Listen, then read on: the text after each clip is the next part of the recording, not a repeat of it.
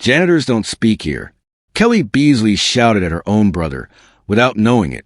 Lawrence Richardson had been working as a janitor at her company for 3 years, staying hidden to protect his daughter. When Kelly insulted a Japanese investor, Lawrence broke his silence and spoke perfect Japanese, saving a $300 million deal.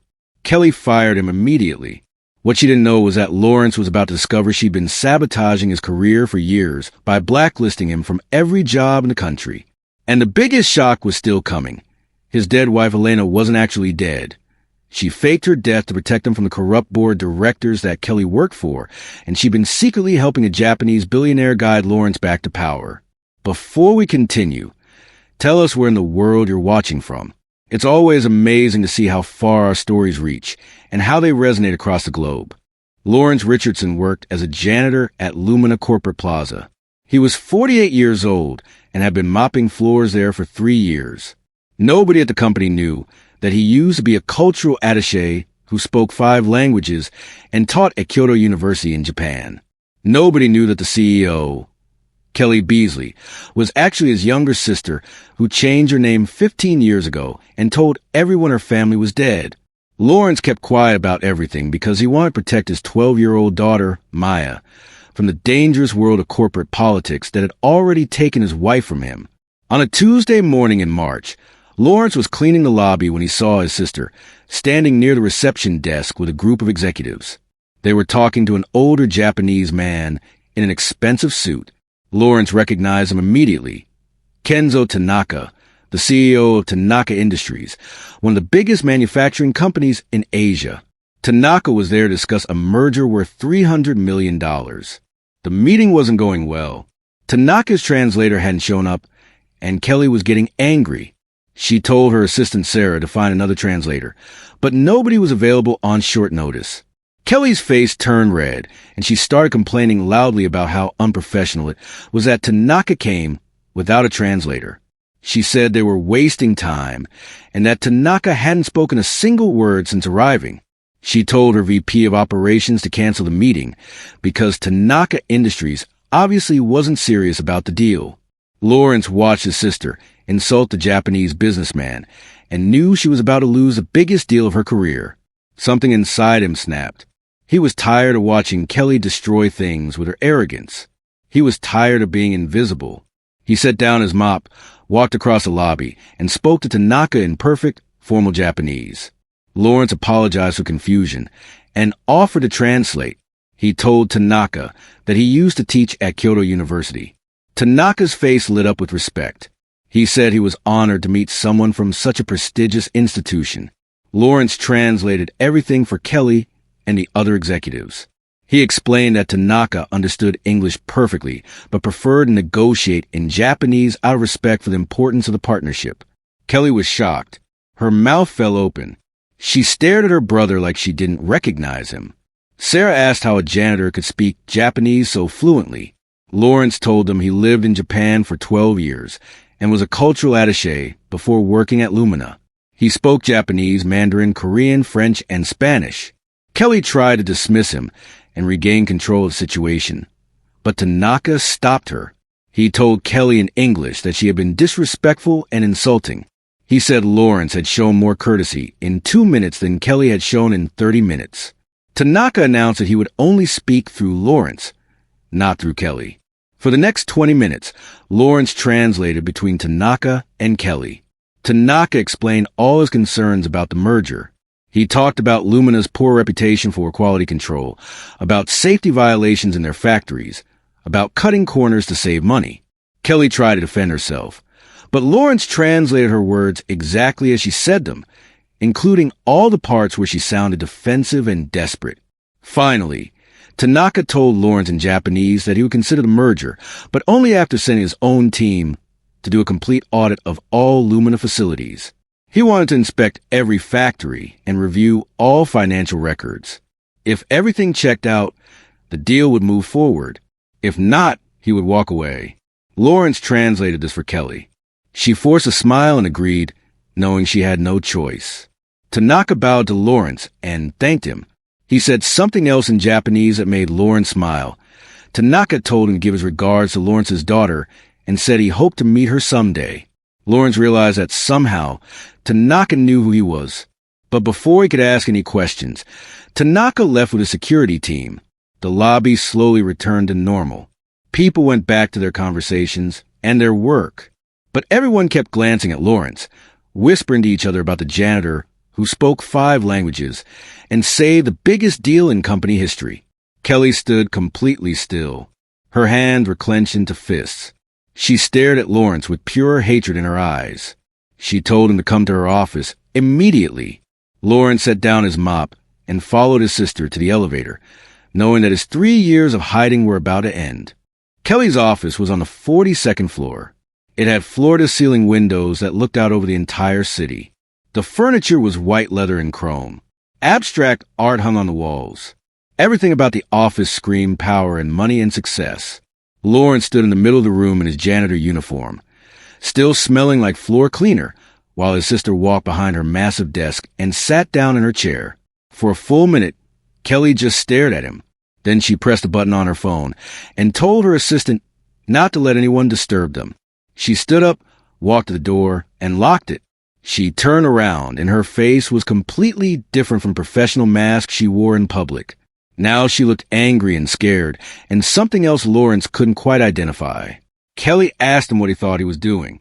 Lawrence said he was helping her save a $300 million deal that she was about to lose because of her own arrogance. Kelly's face turned red.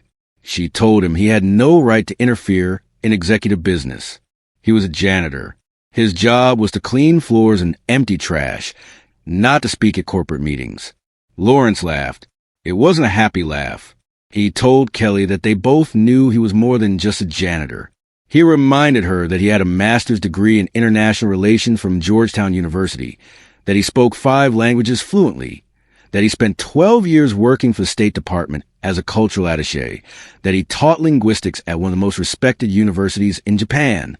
He asked her if she really thought he wanted to spend his life mopping floors. Kelly said that what he wanted didn't matter. She told him he was fired. She wanted him out of the building within the hour. She would have security escort him out if necessary. Lawrence sat down in one of the leather chairs without asking permission. He told Kelly that firing him would be a mistake.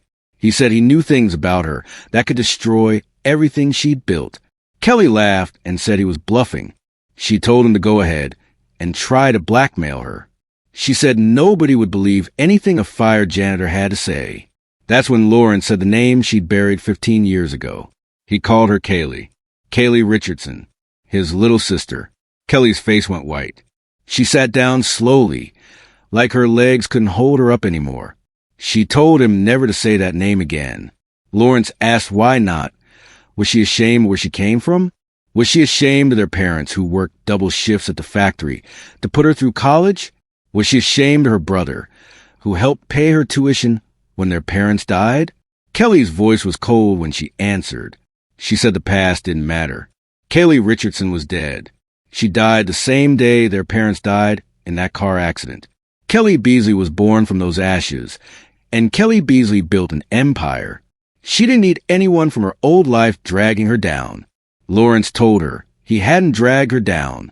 He disappeared from her life completely. After their parents died, after Kelly took all the inheritance money and changed her name and moved to New York, Lawrence respected her decision. He stayed away. He built his own life in Japan with his wife Elena and their daughter Maya. He didn't contact Kelly, didn't ask her for money, didn't tell anyone they were related. He gave her exactly what she wanted, freedom from her past. Kelly asked him why he came back then. Why did he show up in New York 3 years ago? Why did he apply for a job at her company? Lawrence's face darkened. He said he came back because his wife died. Elena was killed in a car accident in Tokyo. Maya was only 9 years old, and she'd just lost her mother. Lawrence couldn't stay in Japan anymore. Everything there reminded him of Elena.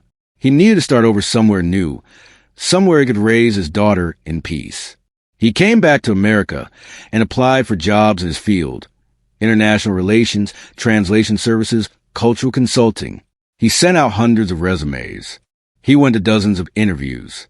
He was qualified for every position, but nobody would hire him. After 6 months of rejections, Lawrence was running out of money. His savings were almost gone.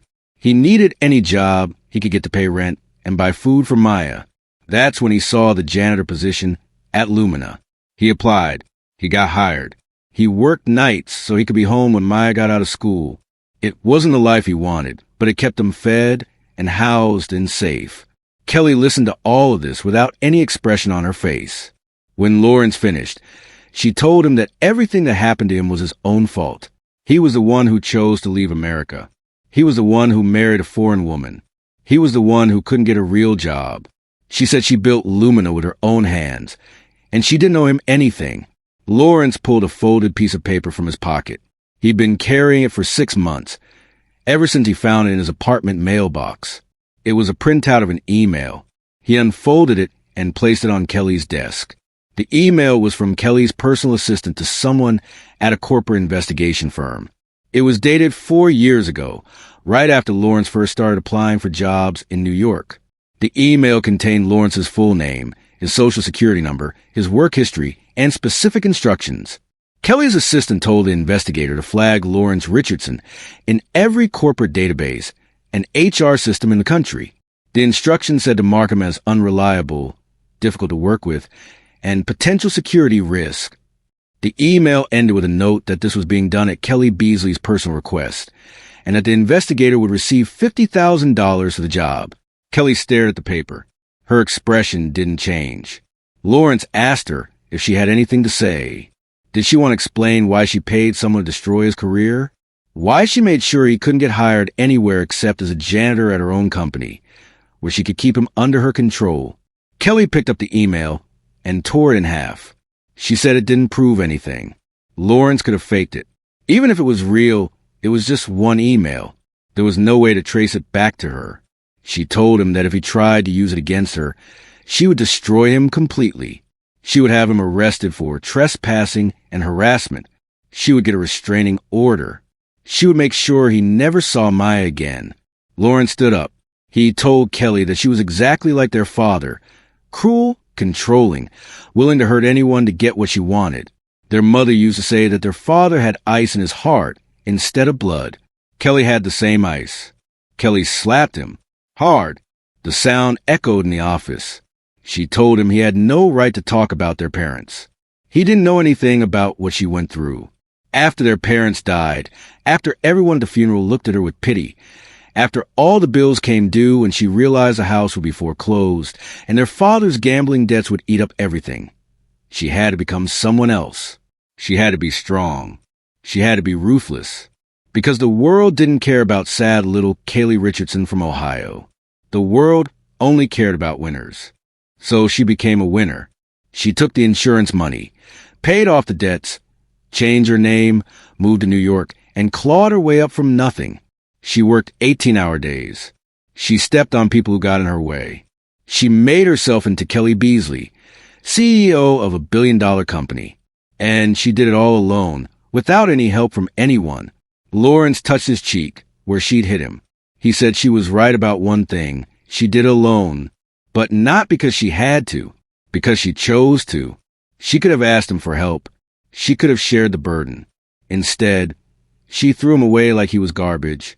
And when he tried to rebuild his life after losing his wife, when he was at his lowest point, Kelly made sure he stayed down. She blacklisted him from every job in the country. She forced him to work as a janitor in her own building, so she could watch him suffer.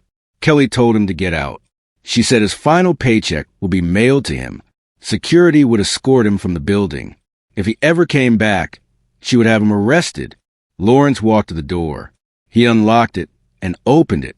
Then he turned around and looked at his sister one last time. He told her that she didn't just destroy his career. She also stole something from him that he couldn't get back. 3 years of his daughter's life. Maya was 12 now. For 3 years, she'd watched her father work as a janitor. She'd seen him come home exhausted and smelling like chemicals. She'd heard other kids at school make fun of him. Lawrence told Maya he was proud of his work, that honest work was nothing to be ashamed of, but he could see the disappointment in her eyes. He could see her losing respect for him, and all of that was Kelly's fault. Kelly said nothing. Her face was stone. Lawrence told her one more thing before he left. He said that Kenzo Tanaka didn't show up at Lumina by accident. Tanaka knew exactly who Lawrence was.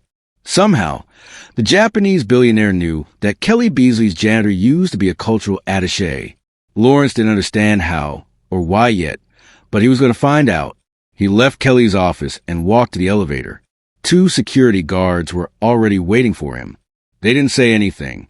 They just rode down with him in silence, walked him to his locker in the basement, watched him clean out his things, and escorted him out the back entrance to the parking lot. Lawrence stood outside in the afternoon sun, holding a cardboard box with his few personal belongings. He'd been fired.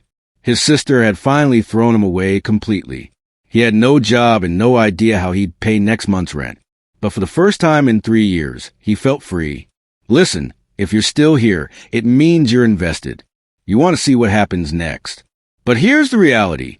Most people watch stories like this and scroll away without subscribing. They enjoy it, then vanish. If this story actually matters to you, if you genuinely care about how it ends, hit that subscribe button. It'll only take a second. Otherwise, you'll probably forget this channel exists and miss all the other incredible stories I share. Lawrence took the subway home to his apartment in Queens. It was a small 2-bedroom place on the 4th floor of an old building. The walls were thin, and the heating didn't work properly in winter, but the rent was cheap and the neighborhood was safe. Maya would be home from school in an hour. He unlocked the door and carried his box inside. The apartment was quiet. Lawrence set the box on the kitchen table and looked around at his life. The furniture was secondhand. The TV was 10 years old. The refrigerator made a loud, humming noise. In the living room, there were photos of Maya on every surface. Maya at her school play, Maya at the science fair, Maya on her 12th birthday last month. On the wall near the window, there was one photo of Elena. She was smiling, standing in a garden in Kyoto with cherry blossoms falling around her like snow. Lawrence stood in front of Elena's photo. He told her that he'd finally done it. He'd finally stood up to Kelly. He'd finally stopped hiding. He didn't know if Elena would be proud of him or angry at him for risking everything. He didn't know if she would have wanted him to keep his head down and stay safe for Maya's sake. But he was tired of being invisible. He was tired of watching Kelly win. Someone knocked on the door. Lawrence wasn't expecting anyone. He looked through the peephole and saw a man in a black suit standing in the hallway. The man was young, maybe 30, with short hair and an earpiece. He looked like security or Secret Service. Lawrence opened the door, but kept the chain lock on. He asked who the man was. The man said his name was Hiroshi. He worked for Kenzo Tanaka. Mr. Tanaka wanted to speak with Lawrence. There was a car waiting downstairs. Lawrence asked why Tanaka wanted to see him. Hiroshi said he didn't know. He was just following orders. But Mr. Tanaka said it was urgent. It was about Lawrence's wife. Lawrence's heart stopped. He asked what Hiroshi meant. Elena was dead. She died 3 years ago in Tokyo. Hiroshi said again that he didn't know the details. He just knew that Mr. Tanaka had important information about Elena Richardson. If Lawrence wanted to know more, he should come with Hiroshi now. Lawrence stood there for a long moment. Every instinct told him this was crazy. You didn't just get into cars with strangers who showed up at your door talking about your dead wife. But something else inside him, the part that used to work in international diplomacy, the part that understood how powerful people operated, told him that Tanaka wouldn't send someone to his apartment as a joke. If Tanaka had information about Elena, Lawrence needed to hear it. He told Hiroshi to wait. He went back inside and wrote a quick note for Maya, saying he had to run an errand and would be back before dinner. He left the note on the kitchen table. Then he grabbed his jacket and followed Hiroshi downstairs. A black Mercedes was parked in front of the building. Hiroshi opened the back door. Lawrence got in. Tanaka was already sitting there, wearing the same expensive suit from that morning. He smiled and greeted Lawrence in Japanese. Lawrence asked where they were going. Tanaka said they would just drive for a while. He wanted privacy for their conversation. He didn't trust that Kelly didn't have Lawrence's apartment bugged. The car started moving. Lawrence asked Tanaka how he knew about Elena. Tanaka said he knew many things. He knew that Lawrence worked as a cultural attaché in Tokyo from 2010 to 2022.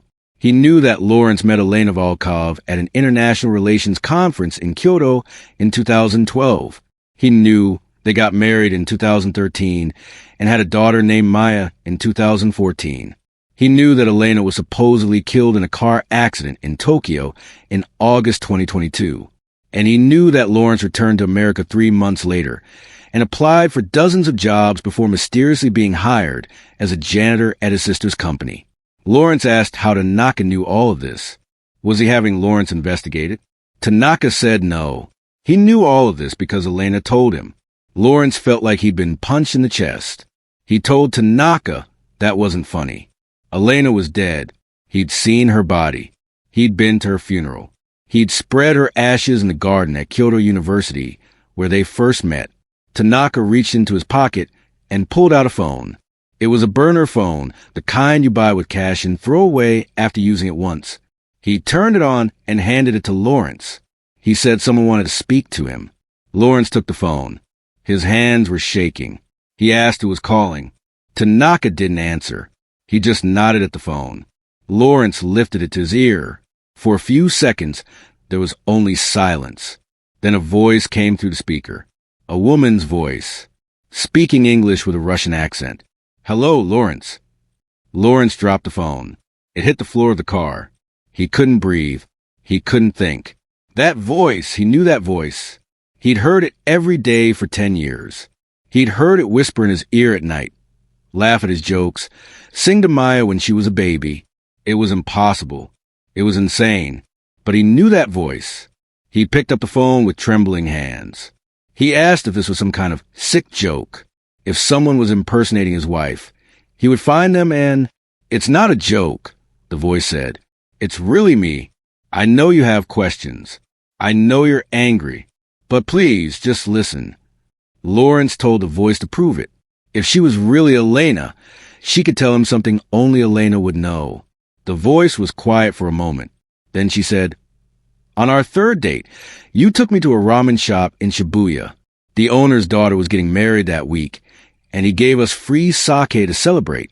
You got drunk and tried to speak Russian to impress me. You told me Lyelbia Tebia, but you pronounced it wrong. So you actually said, 'I love your shoe.' I laughed so hard I cried. You were so embarrassed that you didn't talk to me for 2 days. But then you showed up at my apartment with flowers and a book about Russian grammar. That's when I knew I was going to marry you." Lawrence closed his eyes. Tears ran down his face. Only Elena knew that story. He'd never told anyone else, not even Maya. He asked Elena how she was alive. Where had she been for 3 years? Why did she let him think she was dead? Elena's voice cracked. She said she couldn't explain everything over the phone, but she needed him to know that the accident was an accident. Someone tried to kill her. She faked her death to protect him and Maya. She'd been hiding for 3 years, gathering evidence, building a case against the people who wanted her dead. And now she was finally ready to come out of hiding. Lawrence asked who wanted to kill her. Why would anyone want to hurt Elena? She was a translator for international conferences. She had no enemies. She wasn't involved in anything dangerous. Elena said that was what she'd told him, but it wasn't the truth. She wasn't just a translator. She was an intelligence operative. She'd worked for Russian foreign intelligence for 15 years, gathering information on corporate espionage and international finance crimes. She'd been investigating a network of corrupt executives who were using legitimate businesses as fronts for money laundering and weapons trafficking.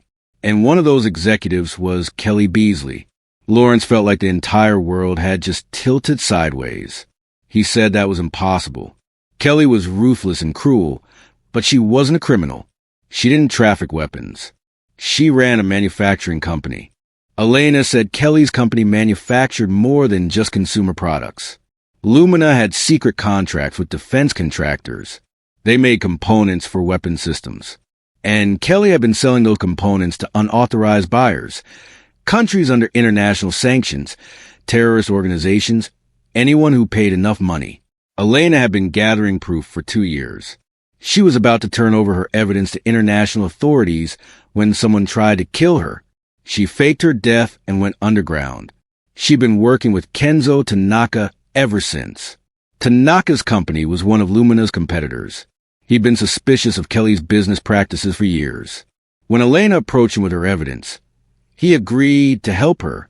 For 3 years, they'd been building an airtight case. They had financial records, shipping manifests, recorded conversations, everything they needed to bring down Kelly and the entire network she worked with. But they needed one more thing. They needed someone on the inside. Someone Kelly trusted. Someone who could access her computer systems and her personal files. Someone who could get close enough to gather the final pieces of evidence. That someone was Lawrence. Lawrence laughed. It was a bitter, angry laugh. He told Elena she was crazy. He just got fired. He had no access to anything. And even if he did, why would he help her? She faked her death. She let him grieve for her. She let Maya grow up thinking her mother was dead. For 3 years, Elena watched him suffer and did nothing. Elena started crying. She said she was sorry. She was so sorry. She wanted to tell him the truth. She wanted to come home. But if she revealed herself, the people she was investigating would have killed all of them. Lawrence, Maya, even Tanaka. She had to stay hidden. It was the only way to keep them safe. She said she knew Lawrence was angry. He had every right to be. But she was asking him, begging him, to help her finish this. If they took down Kelly and exposed a weapons trafficking network, hundreds of thousands of lives would be saved. Maybe millions. And then Elena could finally come home. They could be a family again. Lawrence asked how he was supposed to help when he'd just been fired. Tanaka spoke up for the first time since handing Lawrence the phone. He said that firing Lawrence was the best thing Kelly could have done. Now Lawrence had a reason to want revenge. Now he could approach people who worked at Lumina and convince them to give him information. He could use his connections from his old State Department days. He could investigate Kelly without her knowing. And Tanaka could help. He had resources, money, lawyers, investigators. Everything Lawrence needed. All Lawrence had to do was say yes. Lawrence sat in the back of the Mercedes, holding a phone with a supposedly dead wife on the other end, listening to a Japanese billionaire offer to help him take down his own sister.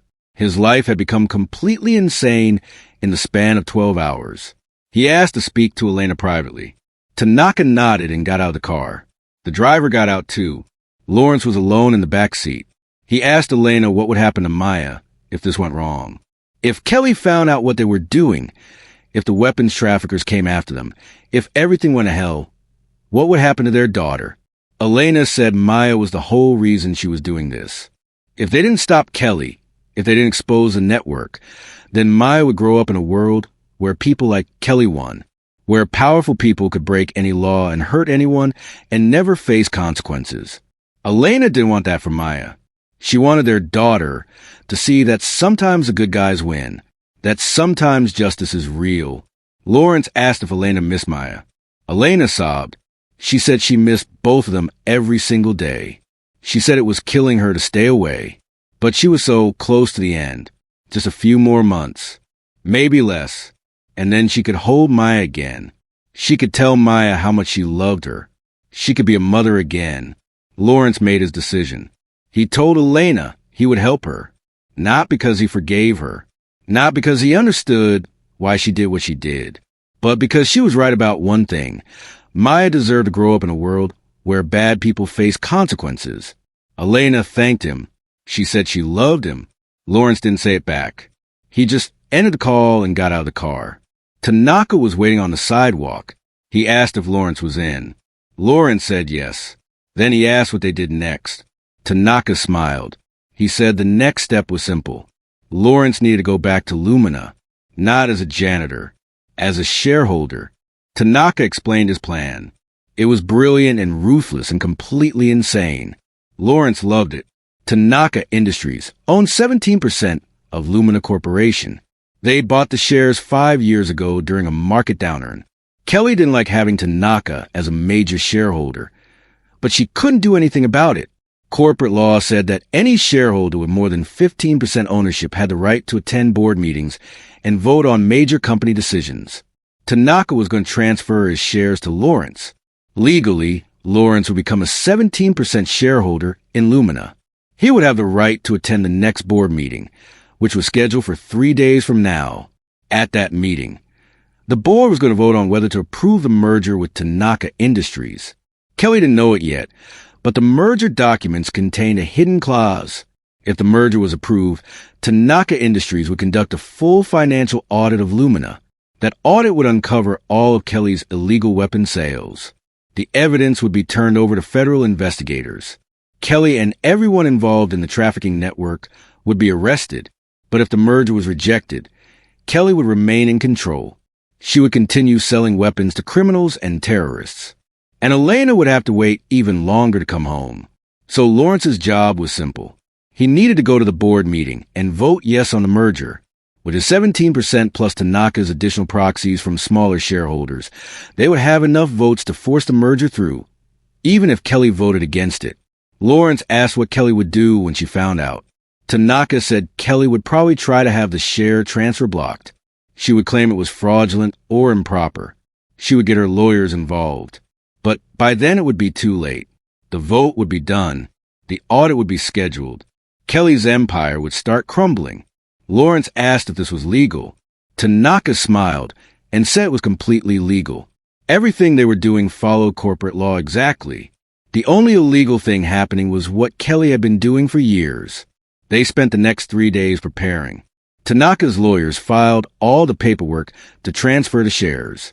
They made sure every document was perfect. Every signature was notarized. Every rule was followed. Meanwhile, Lawrence studied Lumina's financial statements, memorized the board members' names and backgrounds, and rehearsed what he would say at the meeting. He didn't tell Maya any of this. She came home from school every day and asked if he'd found a new job yet. He told her he was working on something big. She asked if he was okay. He said yes, even though he wasn't okay. He hadn't slept properly in 3 days. Every time he closed his eyes, he saw Elena's face. He heard her voice. He wondered if he was making the right choice or if he was about to destroy everything. On Thursday morning, Lawrence put on a suit. He hadn't worn a suit in 3 years. It felt strange and familiar at the same time. He looked at himself in the bathroom mirror and barely recognized the man staring back. He didn't look like a janitor anymore. He looked like the person he used to be.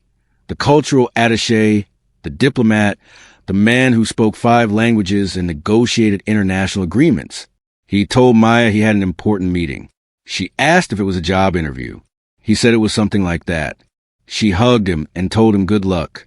She said she knew he would do great, because he always did. Lawrence held his daughter tight and tried not to cry. Tanaka sent a car to pick him up. When Lawrence arrived at Lumina Plaza, he walked to the front entrance instead of the back service door. The security guard at the desk didn't recognize him in his suit.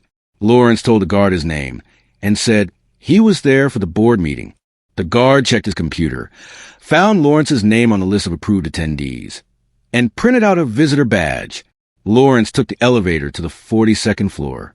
Kelly's secretary was shocked when she saw him. She asked what he was doing there. Lawrence showed her his visitor badge and his paperwork, proving he was a shareholder. The secretary called Kelly's office. There was a long pause. Then Kelly herself came out. She looked at Lawrence like he was a ghost. She asked what kind of game he was playing. Lawrence said he wasn't playing anything. He was exercising his rights as a shareholder. Kelly said that was impossible. He didn't own any shares. Lawrence handed her the transfer documents. She read them. Her face went from confused to angry to terrified in about 30 seconds.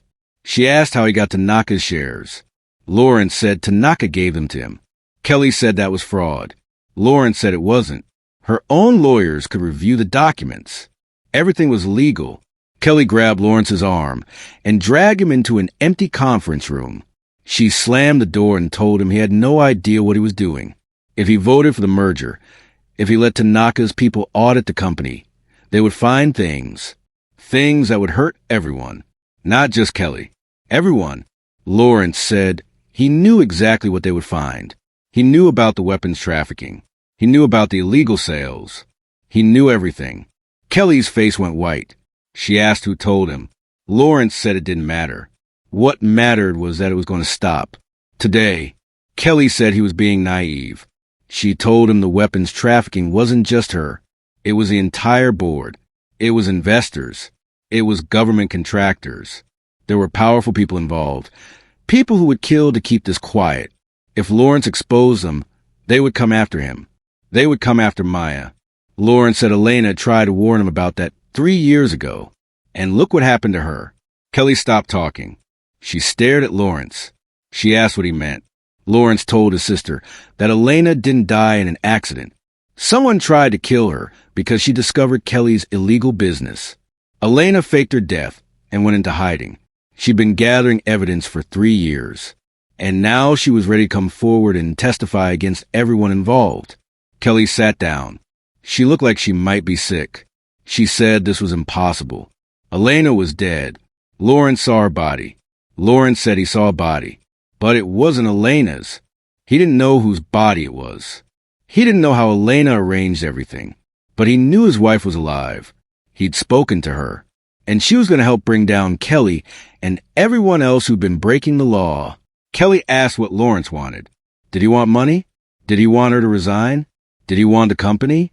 She would give him anything if he just walked away and forgot about all of this. Lawrence said he didn't want anything from her. He just wanted her to face consequences for what she'd done. The board meeting started at 10 o'clock. Lawrence walked into the boardroom with his paperwork. 12 people sat around a long table. Board members, executives, lawyers. Kelly sat at the head of the table. Her face was calm and professional, but Lawrence could see fear in her eyes. The chairman of the board called the meeting to order. He reviewed the agenda. The main item was voting on the proposed merger with Tanaka Industries. He asked if there were any questions before the vote. Lawrence raised his hand. He stood up and introduced himself. He said his name was Lawrence Richardson, and he was a 17% shareholder. He said he wanted to vote yes on the merger. He also wanted to propose a full independent audit of all Lumen operations, especially the defense contracting division. The room went silent. Kelly tried to object. She said Lawrence's shares were fraudulent. The chairman asked to see Lawrence's paperwork. Lawrence handed over the documents. The board's lawyer reviewed them for 10 minutes. Then the lawyer told the chairman that everything appeared to be in order. The share transfer was legal. Lawrence had the right to vote. Kelly stood up. She said this was a setup. She said Tanaka and Lawrence were working together to destroy the company. The chairman said that was irrelevant. If Lawrence owned the shares legally, he could vote however he wanted. They called for the vote. 7 board members voted no on the merger. 4 voted yes. Lawrence voted yes. With his 17%, the yes votes won. The merger was approved. Kelly's hands were shaking. She asked to speak privately with the board. The chairman said this wasn't the time. Kelly said it was urgent. She had information about fraud and corruption. The chairman sighed and called for a 15-minute recess. During the recess, Kelly tried to convince the other board members that Lawrence and Tanaka were lying. She said there was no weapons trafficking. She said her business was completely legal. But then Lawrence pulled out his phone. He played a recording that Elena had sent him, a conversation between Kelly and an arms dealer, discussing shipments to countries under international sanctions. 2 board members resigned immediately. 3 others said they wanted their lawyers present before saying anything else. The chairman told Kelly that the board would be conducting an immediate investigation. Until the investigation was complete, Kelly was suspended as CEO. Kelly looked at Lawrence. She asked if he was happy now. Was this what he wanted? To destroy everything she'd built? Lawrence said he was just doing what their parents would have wanted, making sure nobody was above the law. Security escorted Kelly out of the building. Lawrence watched her go. He didn't feel happy. He didn't feel satisfied. He just felt tired. Outside the building, Tanaka was waiting with his car. He congratulated Lawrence. He said the audit would begin next week. Federal investigators had already been contacted. Within a month, they would have enough evidence to file criminal charges. Lawrence asked when he could see Elena. Tanaka said Elena was already on her way to New York. She would be there by tomorrow. Lawrence went home to his apartment. Maya was at school. He sat on the couch and stared at Elena's photo on the wall. He thought about everything that had happened. In the span of 4 days, he'd gone from being an invisible janitor to becoming a major shareholder in a billion-dollar company. He'd exposed his sister's crimes. He'd helped stop a weapons trafficking network. And he'd gotten his wife back from the dead. It didn't feel real. The next morning, there was a knock on the door. Lawrence answered it. Elena stood in the hallway. She was thinner than he remembered. Her hair was shorter. She had new scars on her hands. But it was her. It was really her. They stood there looking at each other. Neither of them said anything. Then Elena started crying. Lawrence pulled her inside and held her. She kept saying she was sorry. She was so sorry. Lawrence told her to stop apologizing. She was home now. That was all that mattered. Maya came home from school that afternoon. She walked into the apartment and saw Elena sitting on the couch. Maya stopped walking. She dropped her backpack. She stared at her mother like she was seeing a ghost. Elena stood up. She said hello to her daughter. She said she knew Maya had questions. She knew this was confusing and scary. But she wanted Maya to know that she loved her. She had always loved her. She never stopped loving her. Maya ran to her mother and hugged her. They both cried. Lawrence stood in the doorway and watched his family reunite. For the first time in 3 years, he felt like things might actually be okay. 2 weeks later, Kelly was arrested. Federal agents charged her with weapons trafficking, fraud, money laundering, and conspiracy. 6 other Lumina board members were arrested too. The company's stock crashed. Investors lost millions of dollars. Lawrence didn't feel good about any of it. Kelly was his sister. Despite everything she'd done, despite all the pain she'd caused, he still remembered the little girl who used to follow him around when they were kids. He remembered teaching her to ride a bike. He remembered helping her with her homework. He remembered promising their parents that he would always look after her. He'd failed to keep that promise. Or maybe Kelly had failed herself. Lawrence wasn't sure anymore. Tanaka offered Lawrence a job, vice president of international relations at Tanaka Industries. The salary was 10 times what Lawrence made as a janitor. Lawrence accepted. It felt good to use his skills again. It felt good to speak multiple languages at business meetings, to negotiate contracts, to be respected for his intelligence instead of invisible because of his work uniform. Maya started therapy to help her process everything that had happened. She was angry at Elena for leaving. She was confused about Kelly's arrest. She had nightmares about losing her parents again. But slowly, week by week, she got better. She started smiling more. She started talking about her mother without crying. Elena started working as a consultant for international law enforcement. She used her experience as an intelligence operative to help other agencies investigate corporate crimes. The work was dangerous sometimes, but Elena said she couldn't stop. There were too many people like Kelly out there. Someone had to hold them accountable. 6 months after the board meeting, Lawrence visited Kelly in prison. She was waiting for a trial. Her lawyers said she would probably get 20 years. Maybe more. Kelly looked different in her prison uniform. Smaller somehow. Less powerful. She asked why Lawrence came to visit. He said he didn't know. Maybe he just needed to see her, to understand how they'd gotten here. Kelly said she wasn't sorry for what she did. She built a successful company. She made money.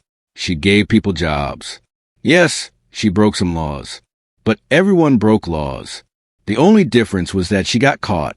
Lawrence said that wasn't true. The difference was that Kelly hurt people. She sold weapons that killed people. She destroyed lives. And she didn't care because all she cared about was winning. Kelly asked if Lawrence felt like a winner now. He destroyed his sister's company. He'd sent her to prison. Was he proud of himself? Lawrence said no. He wasn't proud. He was just relieved that it was over. He never visited Kelly again. A year later, Lawrence stood in the lobby of Tanaka Industries' new office building in Manhattan. He was wearing an expensive suit. He was holding a briefcase. He was on his way to a meeting with executives from 3 different countries. He was exactly where he was supposed to be. But sometimes late at night, he thought about those 3 years he spent mopping floors at Lumina Plaza. He thought about how invisible he'd been. How quiet. How safe. Part of him missed it. Maya asked him once if he regretted exposing Kelly. Lawrence said no. It was the right thing to do, even if it hurt. even if it cost him his sister. Maya asked if he forgave Elena for faking her death. Lawrence said he was working on it. Forgiveness was complicated, but he loved Elena. That was enough for now. Elena asked him once if he would do it all again. If he could go back to that Tuesday morning in March when Kelly insulted Kenzo Tanaka, would he still speak up? Would he still translate? Would he still set everything in motion? Lawrence thought about it for a long time. Then he said yes. Because some things were more important than staying invisible. Some things were more important than staying safe. Sometimes you had to speak up, even if it cost you everything. This story teaches us that true worth isn't determined by job titles or social status, but by character, skills, and the courage to do what's right. Lawrence Richardson's journey from cultural attaché to janitor and back to power shows that circumstances may force us into difficult positions, but they don't define our value or capabilities. The story reveals important lessons about family betrayal, the danger of ruthless ambition without ethics, and how staying silent to protect loved ones can sometimes enable greater harm. It demonstrates that justice often requires personal sacrifice, and that speaking up against wrongdoing, even when it costs everything, is necessary to stop corruption from flourishing. Most importantly, it shows that invisible people aren't powerless. Sometimes, though, society overlooks possess the knowledge, skills, and moral courage needed to dismantle empires built on lies, and that redemption and family healing are possible even after years of deception and pain. So here's the real question. Did you subscribe yet? Thousands of people will listen to this story and won't subscribe. Please don't be that person. If you're listening right now, help me prove something wrong. My dad said I wouldn't even reach 1,000 subscribers, but I believe stories like this deserve to be heard. Help me show him that these tales matter. Please subscribe to this channel, and let's keep breathing life into stories that were never meant to stay silent. And here's what I need to know. Do you want part 2?